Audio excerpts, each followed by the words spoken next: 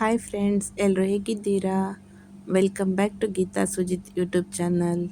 Friends, evening ಟೈಮಲ್ಲಿ ಯಾವಾಗಲೂ ಒಂದೇ ಥರ ಸ್ನ್ಯಾಕ್ಸ್ ತಿಂದು ಬೇಜಾರಾಗಿದ್ದರೆ ಈ ರೀತಿಯಾಗಿ ಸ್ನ್ಯಾಕ್ಸ್ ಮಾಡ್ಕೊಂಡು ತಿನ್ನಿ. ತುಂಬ ಚೆನ್ನಾಗಿರುತ್ತೆ. ನೋಡೋಕ್ಕೆ ಬನ್ಸ್ ಥರ ಇದೆ. ಹಾಗೆ ಇದನ್ನು ಮಾಡೋದು ಕೂಡ ತುಂಬ ಈಸಿ. ಫ್ರೆಂಡ್ಸ್, ಯಾರೆಲ್ಲ ನನ್ನ ವೀಡಿಯೋಸ್ನ ನೋಡ್ತಾ ಇದ್ದೀರಾ, ಪ್ಲೀಸ್ ನನ್ನ ಚಾನಲ್ನ ಸಬ್ಸ್ಕ್ರೈಬ್ ಮಾಡ್ಕೊಳ್ಳಿ. ಹಾಗೆ ಪಕ್ಕದಲ್ಲಿರ್ತಕ್ಕಂಥ ಬೆಲ್ ಬಟನ್ನ ಕ್ಲಿಕ್ ಮಾಡಿ. ಹಾಗೆ ಇದನ್ನ ಹೇಗೆ ಮಾಡೋದು ಅಂತ ನೋಡೋಣ ಬನ್ನಿ.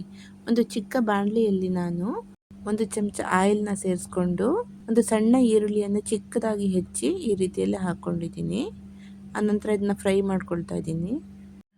ನಂತರ 1 ಟೇಬಲ್ ಸ್ಪೂನ್ ಉಪ್ಪನ್ನು ಕೂಡ ಸೇರಿಸ್ಕೊಳ್ತಾ ಇದ್ದೀನಿ. ಹಾಗೆ ಉಪ್ಪು ಸೇರಿಸಿದ ನಂತರ ಚೆನ್ನಾಗಿ ಫ್ರೈ ಮಾಡ್ಕೊಳ್ತಾ ಇದ್ದೀನಿ. ಚೆನ್ನಾಗಿ ಫ್ರೈ ಮಾಡ್ಕೊಂಡ ನಂತರ ನಾನಿಲ್ಲಿ ಮೊದಲೇ 150 ಗ್ರಾಮ್ ಆಗುವಷ್ಟು ಚಿಕನ್ನ ಚೆನ್ನಾಗಿ ತೊಳೆದು ಅರಿಶಿನ ಪುಡಿ ಮತ್ತು ಸ್ವಲ್ಪ ಉಪ್ಪನ್ನು ಹಾಕಿ ಬೇಯಿಸಿ ಅದನ್ನು ಬಿಡಿಸಿಟ್ಕೊಂಡಿದ್ದೀನಿ. ನೋಡಿ, ಈ ರೀತಿಯಾಗಿ ಬಿಡಿಸಿಟ್ಕೊಂಡಿದ್ದೀನಿ. ಅದನ್ನು ಕೂಡ ಇಲ್ಲಿ ಸೇರಿಸ್ಕೊಳ್ತಾ ಇದ್ದೀನಿ. ಅದನ್ನು ಸೇರಿಸ್ಕೊಂಡ ನಂತರ ಮತ್ತೊಂದು ಸಲ ನಾನು ಫ್ರೈ ಮಾಡ್ಕೊಳ್ತಾ ಇದ್ದೀನಿ. ಅದನ್ನು ಕೂಡ ಎಲ್ಲವನ್ನು ಚೆನ್ನಾಗಿ ಮಿಕ್ಸ್ ಮಾಡಿಕೊಂಡು ನಂತರ ನಾನು 2 ಮಶ್ರೂಮ್ನ ತೊಗೊಂಡು ಕಟ್ ಮಾಡಿ ಇಟ್ಕೊಂಡಿದ್ದೀನಿ.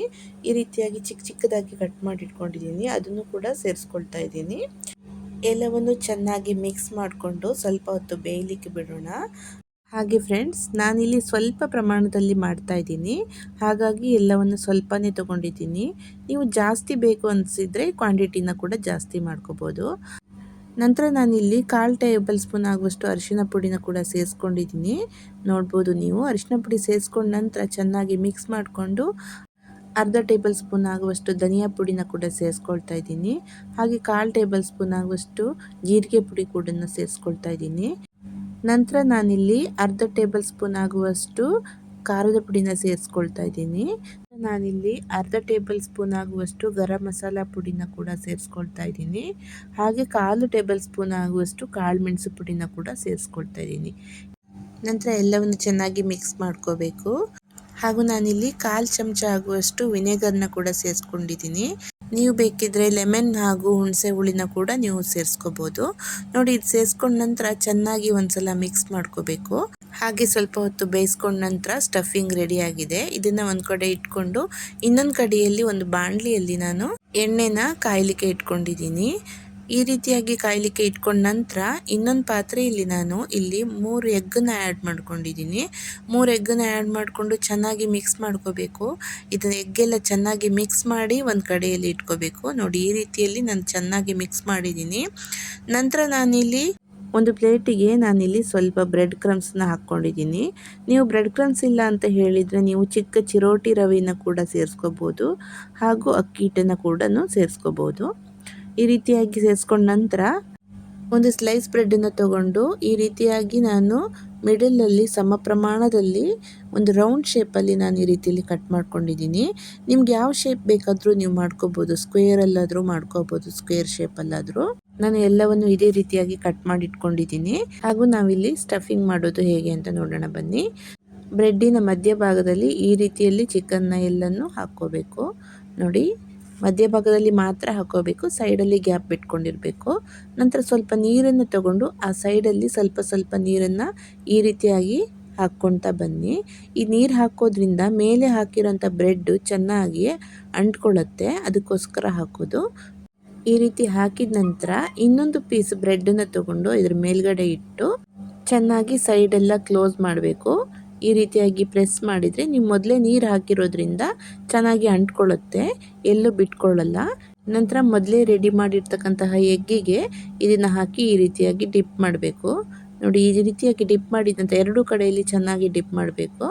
ಎಲ್ಲ ಕಡೆಯಲ್ಲೇ ಮಿಕ್ಸ್ ಆಗಬೇಕು ಅದು ಎಗ್ಗು. ನಂತರದಲ್ಲಿ ಇದನ್ನು ತೆಗೆದು ನಾವು ಬ್ರೆಡ್ ಕ್ರಮ್ಸ್ ಮೇಲೆ ಹಾಕಿ ಎಲ್ಲ ಕಡೆಯಲ್ಲೂ ಬ್ರೆಡ್ ಕ್ರಮ್ಸು ಮಿಕ್ಸ್ ಆಗೋ ಥರ, ಅಂದರೆ ಎಲ್ಲ ಕಡೆ ಸ್ಪ್ರೆಡ್ ಆಗೋ ಥರ ಹಾಕ್ಕೋಬೇಕು. ನೋಡಿ, ಈ ರೀತಿಯಾಗಿ. ಹಾಗೆ ಈ ರೀತಿಯಲ್ಲಿ ಎಲ್ಲ ಕಡೆಯೂ ಮಿಕ್ಸ್ ಆಗಬೇಕು. 2 ಕಡೆಯೂ ಕೂಡ ಚೆನ್ನಾಗಿ ಮಿಕ್ಸ್ ಮಾಡಿಕೊಂಡು ನಂತರ ಕಾದಿರ್ತಕ್ಕಂತಹ ಎಣ್ಣೆಗೆ ನಾನು ಇದನ್ನು ಎಲ್ಲನೂ ಕೂಡ ರೆಡಿ ಮಾಡಿ ಇಟ್ಕೊಂಡಿದ್ದೀನಿ. ಹಾಗೆ ಕಾದಿರ್ತಕ್ಕಂತಹ ಎಣ್ಣೆಗೆ ನಾನು ಇದನ್ನು ಬಿಡ್ತಾ ಇದ್ದೀನಿ. ಎಣ್ಣೆ ಸ್ವಲ್ಪ ಬಿಸಿ ಆಗಿದ್ದರೆ ಸಾಕು, ತುಂಬ ಕಾಯಿಸ್ಕೊಳ್ಳೋದು ಬೇಕಾಗಲ್ಲ ಫ್ರೆಂಡ್ಸ್. ಸ್ವಲ್ಪ ಬಿಸಿ ಆದರೆ ಸಾಕು. ಯಾಕೆಂದರೆ ನಾನು ಕೂಡ ಅದೇ ಮಿಸ್ಟೇಕ್ ಮಾಡಿದ್ದೆ. ತುಂಬ ಕಾಯಿಸ್ಕೊಂಡು ಬಿಟ್ಟರೆ ಅಲ್ಲಿ ಕಪ್ಪಾಗಿಬಿಡುತ್ತೆ. ಇದು ಬ್ರೆಡ್ ಆಗಿರೋದ್ರಿಂದ ಜಾಸ್ತಿ ಹೊತ್ತು ಬೇಯಿಸಬೇಕು ಅಂತ ಏನಿರಲ್ಲ. ನೋಡಿ ಈ ರೀತಿಯಾಗಿ ಎರಡು ಕಡೆ ತಿರ್ಸಿ ಹಾಕೋಬೇಕು. ಸ್ವಲ್ಪ ಹೊತ್ತು ಬೇಯಿಸಿದರೆ ಸಾಕು. ನೀವು ಸ್ಟಫಿಂಗಿಗೆ ಹಾಕಿರೋದ್ರಿಂದ ಅದು ಒಳಗಡೆ ಎಲ್ಲ ಬೆಂದಿರೋದ್ರಿಂದ ಜಾಸ್ತಿ ಹೊತ್ತು ಫ್ರೈ ಮಾಡಬೇಕು ಅಂತ ಏನೂ ಇಲ್ಲ. ಎರಡೂ ಕಡೆ ಸ್ವಲ್ಪ ಫ್ರೈ ಮಾಡಿಕೊಂಡ್ರೆ ಸಾಕು.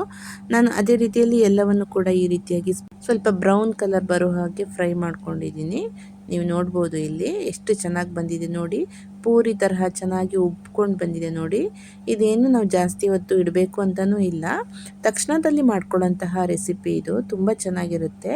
ಹಾಗೆ ಫ್ರೆಂಡ್ಸ್ ನೋಡಿ, ಈ ರೀತಿಯಾಗಿ ಮಕ್ಕಳಿಗೆ ನೀವು ಮಾಡಿಕೊಟ್ರೆ ಹೊರಗಡೆ ಅವರು ನಿಮ್ಮ ಮಸಾಲೆ ಪೂರಿ ಗೋಬಿ ಮಂಚೂರಿ ತಿನ್ನೋಕ್ಕೆಲ್ಲ ಹೋಗ್ತಾ ಇರ್ತಾರೆ.